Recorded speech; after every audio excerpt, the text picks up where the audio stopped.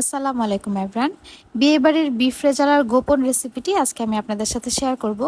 আজকে আমার এই রেসিপিটি ফলো করে বিফ রেজালা তৈরি করলে আপনারা বাবুর্চির হাতের বিফ রেজালার স্বাদটাই কিন্তু ঘরে বসেই পেয়ে যাবেন।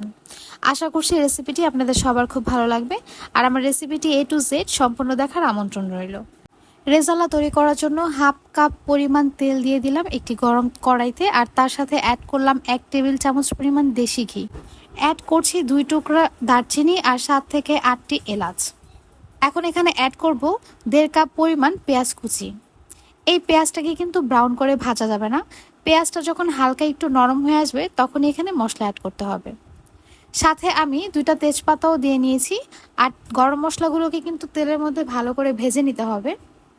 এই জায়গাটা একটু খেয়াল করে দেখবেন, পেঁয়াজটা কিন্তু ব্রাউন হয়নি, তবে সাদা সাদা হয়ে গিয়েছে এবং একটু নরম হয়েছে। ঠিক এই পর্যায়ে এখানে অ্যাড করতে হবে শুকনা মরিচ গুঁড়া। শুকনা মরিচ ব্যবহার করেছি 1 টেবিল চামচের একটু বেশি হবে। এখন এই শুকনা মরিচ গুঁড়াটাকে আমি তেলের মধ্যে কিছুক্ষণ খুব ভালোভাবে ভেজে নেব। অবশ্যই এই ক্ষেত্রে খুব ভালো করে তেলের মধ্যে শুকনা মরিচ গুঁড়োটাকে ভেজে নিতে হবে, যাতে করে সুন্দর একটা স্মেল বের হয়।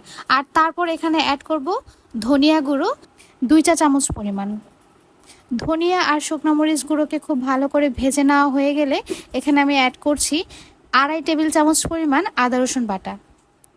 এখন এই সমস্ত মশলাগুলোকে একসাথে তেলের মধ্যে খুব ভালো করে ভেজে নিতে হবে। আর এই পর্যায়ে চুলার আঁচটা কিন্তু মিডিয়ামে থাকবে। আমি মশলাটাকে কষানোর জন্য এখানে সামান্য পরিমাণে পানি ব্যবহার করছি। পরিমাণ মতো লবণ দিয়ে দিচ্ছি। এখন মশলাটাকে কষিয়ে নেব যতক্ষণ না পর্যন্ত সম্পূর্ণ তেল ওপরে ভেসে ওঠে। মশলা থেকে তেল আলাদা হয়ে গেলে এখানে অ্যাড করছি 1/3 কাপ পরিমাণ টক দই। একটা ভালো মানের টক দই এখানে ব্যবহার করতে হবে। খেয়াল রাখবেন টক দইটা যাতে নষ্ট না হয়ে যায়। টক দই দেওয়ার পর এখন এই মশলার সাথে টক দইটা খুব ভালোভাবে কষিয়ে নেব এবং কষানো হয়ে গেলে এখন এখানে আমি অ্যাড করব প্রায় 2 কেজি পরিমাণ গরুর মাংস। গরুর মাংসের পিসগুলোকে কিন্তু আমি ছোট ছোট করে কেটে নিইনি। রেজালার মাংসগুলো কিন্তু একটু বড় বড় সাইজেরই হয়। সবগুলো মাংস একসাথে দিয়ে এখন মশলার সাথে খুব ভালোভাবে মিশিয়ে নেব। আর তারপর এই মাংসটাকে কিছুক্ষণ কষিয়ে নেব।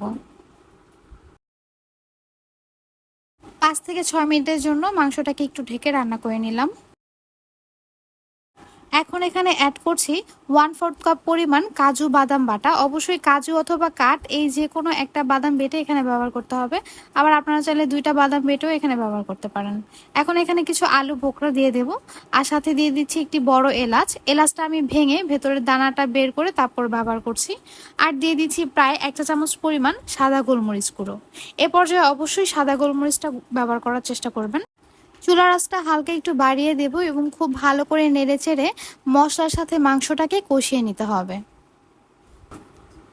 এখন মাংসটাকে ঢেকে চুলার আঁচটা হালকা একটু কমিয়ে রান্না করে নেব যতক্ষণ না পর্যন্ত এই মাংস থেকে পানি বের হয়ে আসে। আমি কিন্তু এই মাংসে এক্সট্রা কোনো পানি ব্যবহার করিনি। এখন এখানে অ্যাড করব 2 টেবিল চামচ পরিমাণ টমেটো কেচাপ। টমেটো কেচাপটাকে খুব ভালোভাবে মাংসের সাথে মিশিয়ে নিলাম। এই রান্নাটা কিন্তু এইভাবেই ধাপে ধাপে রান্না করতে হবে।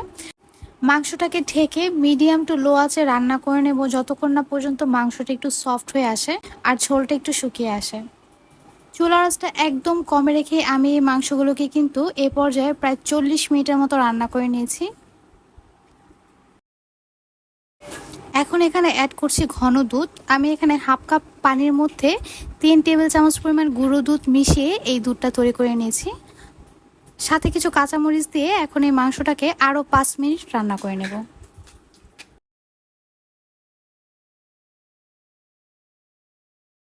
একদম শেষে এখানে অ্যাড করব 3 চা চামচ পরিমাণ ঘি। ঘিটা দেওয়ার পর এই মাংসটাকে ঢেকে আরও 2 থেকে 3 মিনিটের মতো রান্না করে নেব।